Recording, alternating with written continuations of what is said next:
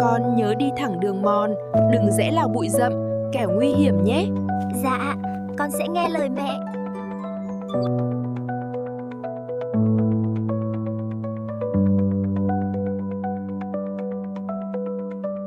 Chào cháu mèo nhỏ dễ thương. Cháu đi đâu thế này? Cháu đi đâu thế này? Cháu mang giỏ cà rốt đến thăm bà ngoại ạ.